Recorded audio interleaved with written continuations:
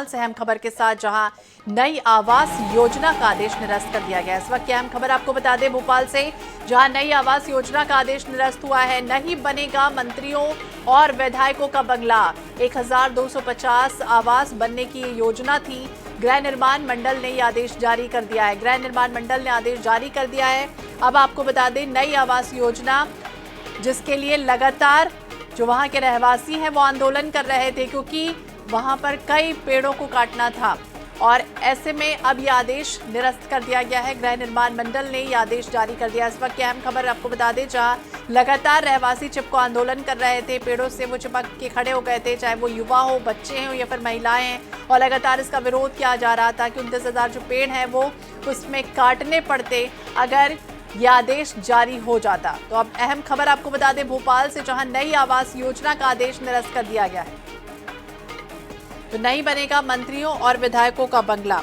इस योजना के तहत ये कहा जा रहा था कि मंत्रियों और बंगला और विधायकों का बंगला वहां पर बनेगा। इस वजह से कई हजार पेड़ जो है वो काटने पड़ेंगे। प्रदीप तलरेजा ज्यादा जानकारी के लिए हमारे सहयोगी हमारे साथ जुड़ गए हैं। प्रदीप, जिस तरह से बात करें, लगातार आंदोलन कर रहे थे वहां के रहवासी और ये कह रहे थे, चिपको आंदोलन एक तरह से कर रहे थे, और अब ये आदेश जारी हुआ है। लेकिन निश्चित तौर पर मध्य प्रदेश में जो विधायक है और मंत्री हैं, उनके निवास को लेकर के ये पूरी कवायद चल रही थी कि यहाँ पर एक जो मकान है वो बनाए जाएंगे मंत्री और विधायकों के। इसको लेकर देखिए 1250 क्वार्टर की भूमि को कहीं ना कहीं प्रस्तावित किया गया था। उस प्रस्तावित होने के बाद जब हमने देखा था कि कई बड़ी संख्या में जो लोग हैं उसका विरोध कर रहे थे, पेड़ों को बचाने के लिए बात कर रहे थे, चिपको आंदोलन तक उन्होंने चलाया और तमाम प्रकार की जो चीजें वहां पर देखी गई थी। एक तरफ जहां लगातार पेड़ लगाने को लेकर चर्चा चल रही, वहीं दूसरी ओर पेड़ कटाई की जब बात आई तो लोग वहां पर एकजुट हुए और पेड़ों को न कटने का कहीं ना कहीं संकल्प जो था वो लिया था। देखिए, अगर इस पूरी परियोजना को समझा जाए तो ये जो जगह जी प्रस्तावित की थी, वहां लगभग 29,000 ऐसे पेड़ थे जिनको काटने की बात कही जा रही थी। अब जब लगातार विरोध हुआ, खुद कैलाश विजयवर्गीय जो कि मंत्री है मध्य प्रदेश सरकार में, उन्होंने इस बात को खुद उन्होंने ट्वीट किया, उन्होंने इस बात से साफ इनकार किया कि ऐसी चीजें नहीं होंगी।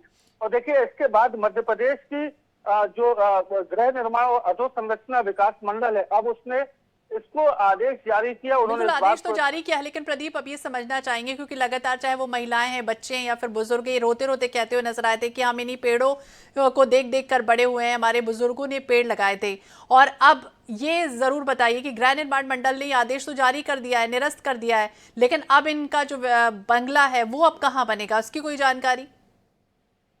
देखिए, इस पर वन मंत्री ने खुद इस बात को कहा है कि पेड़ों को कटने नहीं दिया जाएगा, ये पहली प्रायोरिटी रहेगी। और ऐसा कोई विचार जो है वो कभी तक सामने नहीं आया है कि कहां पर इनको आवंटन देगा।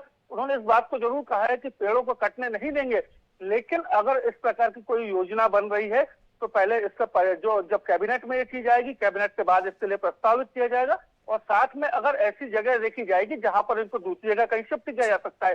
तो देखिए, स्पष्ट है कि जो पेड़ हैं वो नहीं काटेंगे। और दूसरी सबसे बड़ी बात यह है कि अगर ये पेड़ नहीं काटे जाएंगे और साथ साथ दूसरे जो जगह है, कहीं ना कहीं मंत्री और विधायकों के बंगले जो है दूसरी जगह शिफ्ट कब किया जाएगा ये फिलहाल देखना होगा। लेकिन ये कहा जा रहा था कि पेड़ कतई ना काटे, क्योंकि ऑक्सीजन बैंक एक तरह से पेड़ होते हैं। बहुत बहुत शुक्रिया प्रदीप जानकारी के लिए और बातचीत करने के लिए।